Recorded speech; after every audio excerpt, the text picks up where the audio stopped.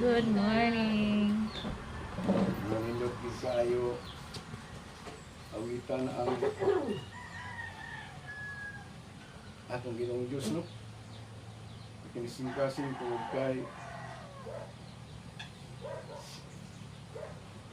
maayo gid siya sa atong tagsa-tagsa kinabuhi, no? Ako guti ko nga before ko mag-share, share usab namo nako ninyo ang among experience sa among pag-uwi dito sa Pikit, no?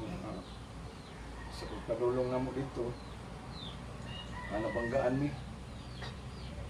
mi upik ang kaning inuba, no?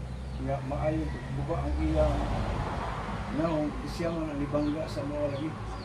Matungod kay di man ako ang nag-drive, si Moses man ang nag-drive. Kaya kung kay gusto na ko ma-train si Moses, siya ang nag-drive dito sa street kayo nga dalan, no? Pero niabot ng pagalungan niya sa mga kamusliman dito na banggaan yun ang lubot. Then si Jenny na amang sa likod, nagkurat sila, and then wala sila kabalo nga pag dumbol o galit, ngalagpot yun ang mga gamit. Napisil po ni Jenny, ilupat niya, itugpat yun yung ulo niya yung antipara, ibalhin dito sa dulong sa nagbangga sa mga inuba, no? Niya tungod kay ang nag-inap, kung saan nag-break ka, wala man. Yung ko isang naog, dinaog ko na, nilibot na ko dito sa Manubila kay para naingon na ako yung mag-drive. So, dugay lang ko siyang ipagkanaog ni ablihan na ako ang putrahan, nagsandig ko dito. Ayaw na yung kunidungol atong nakabangga na tagadar na ito siya. Kanya, ingon siya, sir, pasilo ang ito sir, kaya nakaintip ko, nakatulog ko, wala ko kabalo. Natalog ka sa lagong kasing-kasing tungod kay aksidente yun ang nahitabo. Kaya tungod kay lagi, di man mawala nga before may manglakaw, mag-ampo mo yun. Siguro ito gad kaayo kay tungod sa kamayas Ginoo, naagil ang proteksyon. Bisan lang doon na yung mga pagsulay, pero kaya na nato. Amen ba? Sa ato sa nagkalain-lain po nga pagi, daghan sad ang mga pagsulay na atong nasinatian, di ba? So, sa atong pagkinabuhi ng kalibutan dili yun na malikayan, pero usa lang kapag pahinundo kining atong mga pag-ampo. Before pa mo biyahe, doon lang sa buhapon nga pag-ampo sama-samang iyo kadulong din forgive me, salamat sa Lord nga nakauli ni karon na Domingo, nagis kong panguna sa atong pastor Maymay Pasurin niya ta karon, no? Aron sa pagsimba sa atong Ginoong Diyos. So, naadto ta sa atong topic karon kamutagon ng igsoon. Ang mensahe nga atong i-share, whether faith that brings salvation, kini ang pagtuo nga nagdala og basan, no? Kung doon na tayo higpit nga magtuo, makaangkong kita og kaluwasan. Amen ba? Kinahanglan nga doon na gitay tinguha nga masabtan yun ang pag-mensahe ka magtagot bisan sa kamubo sa panahon, pero manikamot ka nga sa matag-ani mo niya ang doon na gitay masabtan. Amen ba ang magsunod, no? Sa adini sa mensahe nga ako nga i-share karon nga kabuntagon, dinhi kumukutlo sa Romans chapter 10, verse 5 up to 13. Akong basahon. Ito lang sundan sa pagpaminaw ng igsoon. Ngayon dire ang kaluwasan alang sa tanan. Kamo kini ang gisulat ni Moises, may tungod sa pagkamatarong sa tao pinaagi sa pagtuman sa balaod. Mabuhi ang tao pinaagi sa balaod. Apan mao kini ang giingon sa kasulatan, may tungod sa pagkamatarong sa tao pinaagi sa pagtuo. Ayaw pag-ingon sa imong kagalingon. Kinsay musaka sa langit, na sa ato pa, mo pagkanaog kang Kristo. Ayaw usab, pag-ingon. Kinsay manaog sa Hades, sa ato pa, pagkuha kang Kristo. Gikan sa mga patay. Maunig kasagaran ng atong mga paminawan sa mga taong may pilosopo kasing-kasing ng ison. Amen? No? Sa panahon na kita magsir. No? Yun din sa verse 8, ang giingon, mao, duol kaninyo ang mensahe sa Diyos, anaa sa inyong ngabil, o sa inyong kasing-kasing. Sa ato pa, ang mensahe sa pagtuo nga among giwali, maluwas ka kung ipahayag mo nga si Jesus mao ang Ginoo, o sa kinising-kasing mo tuo ka, nga gibanhaw siya sa Diyos. Gihimo kitang tanang nga matarong sa Diyos, kay nagtuo man kita sa kinasing-kasing gayod, ug maluwas kita kay gipahayag man nato kini, kay ang kasulatan nag-ingon, ang nagtuo kaniya dili gayod maulawan. Alang kini sa tanan, kay wala may kalainan sa mga Diyo ug sa dili Hudiyo. Kay usa lamang ang Ginoo alang sa tanan ug panalanginan ang tanan nga nagasangpit kaniya. Sumala sa kasulatan ang tanan nga sampit sa ngalan sa Ginoo. Mag-ampo ta Ginoo. Ay, so dagito no bala ang Dios, padayon ka namong gidayeg. Ilaran mo pasalamat sa kabutagon. Ug kay padayon ka man nga nakikupan ka namo sa tibok semana. At daw gabi wala kay puol sa pagkatimang ka namo. Huwag salamat usap sa pagtugot mo Ginoo nga niini nga kabuntagon makadangat ang tagsa-tagsa kanamo aron pa sa panagtigom aron simbahon kanamo pinagi sa espiritu sa kamatuoran nga maimong gitinguha alang sa matag usa sa akong pag-ampo kanini kong taga Lord ablihan nimo ang among espiritu aron pagkaulan aron ako sa tamang usay nga imong ipangos sa matag usa ug cross ang akong gagalingon. Because apart from you, Lord, wala gyud ako'y mahimo. Usa kung anaa ka, Lord, daghan gyud ang mahitabo nga mat-ayo sa among kinabuhi. Sa naglaom ko nga kining dapita imong kuralon sa imong bala nga dugo aron walay buhat sa kaway nga balang puso sa among kinabuhi. Lauman ko ang wala nga Espiritu Santo, o gyud ang mutudlo ug giya kanako. Kanapon ka nang karon. In Jesus name we pray. Amen. So ang pulong no kung ato ning susihon atong tun-an pa kayo ang nakasulat sa Roma chapter 10 no ingon pa nga kung sugdo na to ang uno grabe ang pagpaningkamot ug tinguha ni Apostol Pablo ingon pa niya akong mga pag-ampo akong tinguha nga maluwas gyud ang akong isig ka mga Hudiyo sa ato pagitumbok niya kini ngadto sa iyang isig ka mga Hudiyo. No? Ang kini nga sulat ngadto sa taga Roma iyang gitumbok dito sa mga Hudiyo nga gusto og iyang tinguha nga maluwas usab sila makaangkon usab sila og kaluwasan. No? Tungod kay ang ilahang pamalaod nagbase man sa balaod sa unang kapanahonan panahon ni Moses. No? Pero sukuhay ang tinguha sa atong kapanahonan sa panahon sa atong Ginoong Jesucristo. Tungod kay og atong padayonon ang pagsulat ang pagbasa sa gikan sa verse 5 hangtod sa verse 13 ingon pa diha ang kaluwasan alang sa tanan. Amen ba? Dili lang na para sa mga Hudiyo giandam ang kaluwasan kundi alang natong tanan. No? Kita nga mga gitawag og mga hintil. No? Ang mga Hudiyo nagtungo sila sa balaod. So kita nga mga hintil, ingon pa diri sa Romans 10 verse 9, if you confess with your mouth Jesus is Lord and believe that God raised him from the dead, you will receive kung maluwas ka kung ipahayag mo nga si Jesus mao ang Ginoo o sa kinising-kasing ka mutuo ka nga siya gibanhaw sa Dios. Amen ba mga igsoon?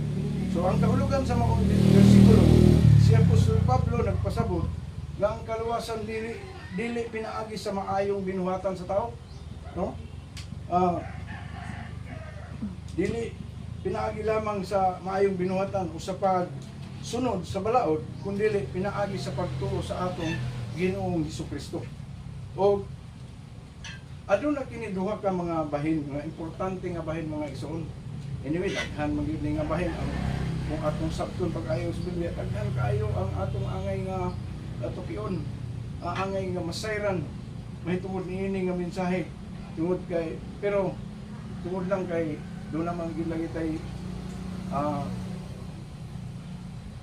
tungod kay naa may tinguha gud ang matag usa ka nato na labi na gyud ang atong pastora pastorin ang ilaha pud nga tinguha nga masangyawan sab ang sagulayan busa dili lang nato tas di ba ang iyang tinguha nga mabisitahan sa ang maong dapit dito sa sagulayan tungod kay ang iyang paningkamot nga masangyawan sa mensahe sa Dios. Usa bisan sa kamubo sa panahon, maningkamot kita ng igsoon nga doon na tayo masabtan. So ingon pa dili, ang kaluwasan dili pinaagi lamang sa maayong binuhatan sa tao kundi dili sa pagsunod sa balaod kundi dili pinaagi sa pagtuo. O ang duha ka mga importante nga mga mahin nga angay natong mahibaluan, una, ipahayag mo nga pinaagi sa imong baba, no? O sa imong pagpanorte, atong ipahayag nga si Jesus mao ang Ginoo. No. Welcome, no? Brother. Mayon kay nagahapit ka, tuloy-tuloy. So, padayon ta. Ipahayag mo si Jesus mao ang Ginoo. Nagpasakot kini nga kinahanglan natong ilhon ug dawaton si Jesus ingon nga hari ug Ginoo sa atong ginabuhi. Amen ba? So mo dinhi usa ka paagi nga maangkon gyud nato ang kaluwasan kung atong ipahayag o isulti dili lang kay pinaagi sa pagtuo. Kung daghan mga tao nga ningon nagtuo man sa Ginoo. Nagtuo man kang Ginoong Hesukristo. Ang pangutana, kita ba sa matang sa ilang pagkinabuhi? Sa sila lang mga tubangaran, di ba? So, dili lang kini pagsulti sa pulong, kundi usa ka tinuod nga pagpasakop o pagsunod, no? Sa atong Ginoong Hesukristo. Dili lang kay musulti ta nga nagtuo kung kang Kristo. Kani mga anay mga gitawag og na ako'y gikadebate nga estudyante sa Musuan sa una sa guard pa ko na ako no sila Ginoo pero dili gyud sila musimba si tawag anak nga grupo bitaw sa dili gyud mo kuan sa Ginoo pero Antichrist. ano pa isa na nga nalimot lang ko da. Pero ingon diha, ang ikaduha, mutuo ka sa imong kasing-kasing nga gibanhaw siya sa Dios gikan sa mga patay. No? 2,000 years ago. 2,000 na katuig ang milabay nga siya. No? So atong hinumduman, namatay siya sa cross, di ba? Nabanhaw o sa iyang pagkamatay, niagi siya mga pag-antos. Nakaangkon og 30 bigadag kung labot sa mat sa lawas. Ano hinungdan nga dili siya makatulog, dili siya makapahulay. Tungod sa kasakit sa kaphaplos nga iyang nasinatian, o nga namatay siya og sa ikatulo ka adlaw, nabanhaw siya. No? Usa kung ato yung tinguhawon nga mahigpit ang atong pagtuo nga siya namatay alang sa atong pagluwas matay usa kanato, no? Walay bisan kinsa walay bisan usa nga malaglag kung dili ang iyang pagtinguha nga mo lamang ang kaluwasan sa matag usa kanamo kanato. So nagpasabot kini sa tinuod o kinasingkasing nga pagtuo nga si Jesus namatay alang sa atong mga sala ug nabanhaw, no? Nga nagpamatuod nga siya mao ang manluluwas. Ang pagtuo kinahanglan nga gikan gayud sa sulod sa atong kasing-kasing. Himin ba mga ison? Kinsa diri nagtuo sa kasing-kasing? gikan gayud sa atong kasing-kasing dili lang sa hunahuna o sa atong pagsulti. Amen ba? No? So, doon ay mga butang nga angay usab natong masayran. Ingon pa lang ang kaluwasan usa kini kagasa gikan sa Dios. No? Unang-una. Angay natong masayran ang kaluwasan gikan gayud sa Dios. Pinaagi sa atong Ginoong Jesucristo. Ang Acts chapter 4 verse 12 nagpamatuod na walay lain pangalan nga gihatag sa Dios alang kanato aron makaangkon kita og kaluwasan. Amen ba? No? Walay lain pangalan kundi ang ngalan lamang ni Ginoong Jesucristo. O walay lain nga bisan kinsa.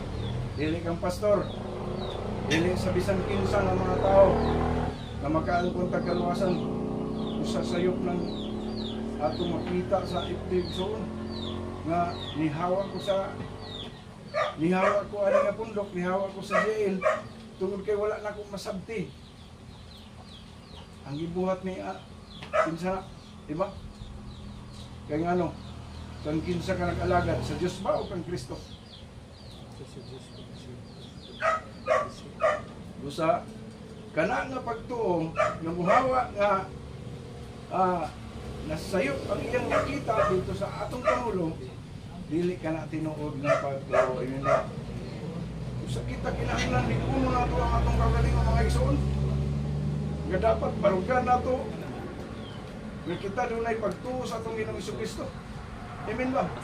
Atong ideklara, Jesus is Lord over our life, our lives. Igsoon. Jesus is Lord over our family. Amen ba?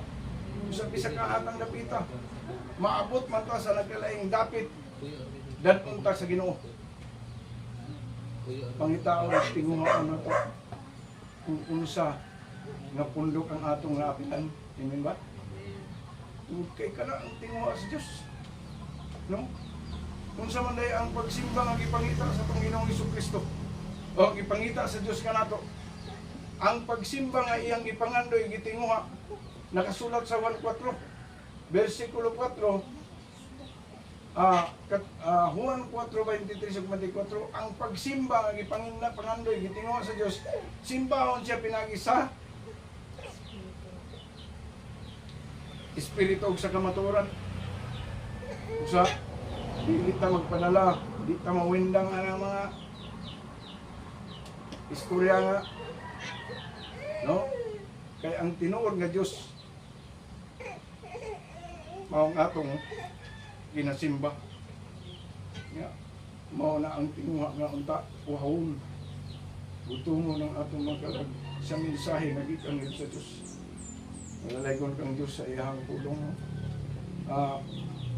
Ikaduha, yung padre kay ang kaluwasan mga butang angay natong masayran pa. Ang kaluwasan sa pinitulasan so dili maangkon pinaagi sa ating pagalingon puso o sa ating binuhatan. Diba? Kaya mayon ka nga ako maluwas yun po kay grabe guni akong pagtuo, grabe guni akong paghago. No, dili igsoon matod pa sa Biblia, dili pinaagi sa atong puso o sa atong binuhatan. Amen ba? No? Ikaduha, ang tinuod nga pagtuo makita sa kasing-kasing o sa kinabuhi. No? Labang pag kinabuhi ka nga, doon naging kay himpit na pagtuo. O, kung si Jesus mao ang tinuod nga Ginoo sa atong kinabuhi, makita kini sa atong mga pinulungan, no? Binuhatan o pagkinabuhi. Diba? Kung tinuod kang Kristiyano, wala ka nag-istorya ng mga bador. Amen ba? Dili ka nang gamay lilito. Mura nang nag-ugway EWE ka ng imong baba. Diba? PESTA. Dali na kayong makalito. Mawa na ang pagpakita sa tinuod na may pagtuo sa Panginoong Jesucristo. Wala. Iksoon. Kung ino nang magpakita dito sa mga tao, maulawan ka. Tingin mo ang nagtuo kang Jesus dili gayud maulawan. Kaya ikaw mismo ang pagkaulaw, pinagis pagpanulti sa dili maayo mga ulo. Ganun ba? No? Dili lang kay ikaw ang ulawon kung nili, pati na ang ngalan sa atong Ginoong Kristo. Amen? Kung kami naman sila nga, kung agin makalang ano, nagapamalikas man. No? Buron agin magalang anong maritis pa man na. Mari, kung sabay litis, mari. No? Dili nato himuon ang mga dili maayo nga mga buhat at ubangan sa atong isigkatawo tungod kay ang atong gihuptan ang pagtuo nga mao sa atong Ginoong Kristo. Amen ba? So mga butang nga gusto sa Dios nga angay natong buhaton o angay buhaton sa mga tao. Kamo ni atong kinahanglan nga hinumduman igsoon. Una, mutuo kang Kristo ingon nga manluluwas og Ginoo. Di ba? Ituan. Kayo man diha maluwas ka kun ipahayag mo nga si Jesus mao Ginoo ug sa kinising kasing mutuo ka nga siya gibanhaw sa Dios. Usa ang pagtuo mo isusi para maangkon o mabatunan nato ang himpit nga kaluwasan mga igsoon. Amen ba? No? Gusto sa Dios nga dawato nato si Jesus pinaagi sa atong pagtuo. Dili na sa pulong. Ikaduha, isugid ug ipakita ang atong pagtuo. No? Kinahanglan dili ikaulaw si Kristo apan ipaila nato siya pinaagi sa atong ginabuhi og pagsaksi sa uban. Usahay ay hara makabalo ng silingan o kauban atong trabaho nga buron agin ka di ay. No? Kung ang Diyos na may magpadayag, dili ka makasir. Dili ka makapagpakita sa imong pagtuo, sa imong isig katawo kung wala kay maayong buhat. Amen ba? Ayaw na dahil nga yun. Doon na nila siya. No? Sa isugid o ipakita nato ang atong pagtuo, kinahanglan dili ikaulaw si Kristo. Amang ka dahil tigsimba ba? Diya ay, ng Jill. No? Jesus is Lord. G-I-L ta, di ba? No? O yung atong ituan, si Kristo. Tungod kay si Kristo man mismo, kini nga pundok, itukod man mismo, gikan sa kasing-kasing sa atong Diyos. Kini ba? Nung matud pa sa atong Bishop Brother Lee. So sa ano na itong pinumduman ang mga mensahe nga itudlo sa ato matag panahon sa pagsimba mga igsoon, kinahanglan dili nato isukawalo si Kristo. Apan ipaila nato siya pinaagi sa atong ginabuhi ug pagsaksi sa uban, di ba? Share it ilala natin. Share na to. Grabe ang no? Simple lang kayo. Isulti lang nimo sa kamayo ang gihimo sa Ginoo sa imong kinabuhi. Gikan sa akong pagkadautan. Gikan sa akong pagkamakasala. Gibag-o ko sa Ginoo. No? Simple lang kayo. Pero tinguhaa nga makita nila pinaagi sa imong mga binuhatan igsoon. Ay dili na guys sa pagsulti, amen ba? No? So, ngano? Yun padre. Una kay si Jesus lamang ang dalan ngadto sa kaluwasan, siya mismo nagsulti. Asa kita? John 14 verse 6. No? Ako na ang dalan. Ako ang kamatuoran. Ang kaluwasan. Busa si Jesus lang ang dalan, mga igsoon, wala na ilaing dalan. No? Dili sama sa inyo nga nagsanga ang dalan. Di ba? Nga salaan na hinon ng uban. No? Pinaagi sa iyang kamatayon o pagkabanhaw, nabuksan ang dalan ngadto sa Dios. Amen ba? Gatong nahitabo, 2,000 years ago nga namatay siya. Naabli ang atong dalan. Nga magabaton kita kaluwasan, nga unta mabatunan kini sa mga Hudiyo lamang dili sa mga Hintil. Pero sa panahon ni Kristo sa iyang pagkinabuhi o sa iyang pagpakamatay, kita ka lang wala bisang kinsa wala mapin sa kaluwasan ng iyang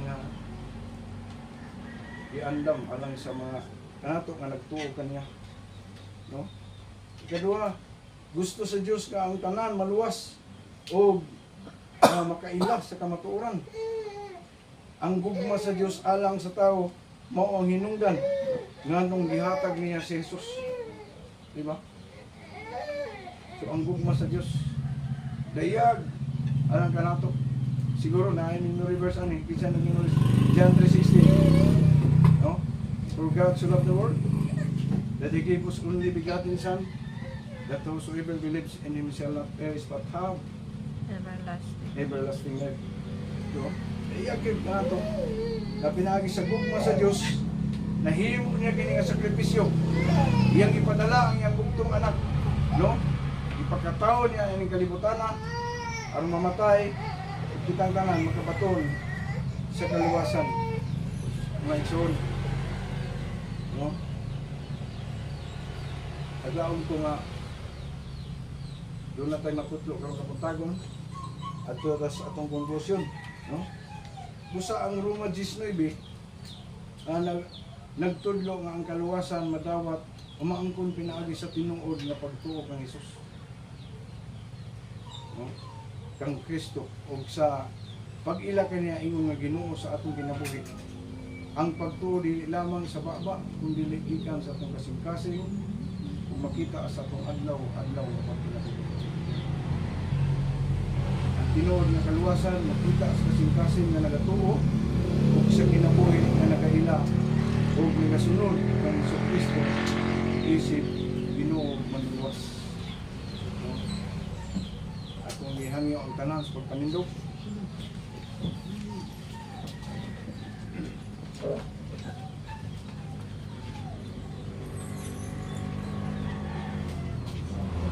Atong wika ng atong Diyos, pinagi sa atong ginisingkasin ng paghalap.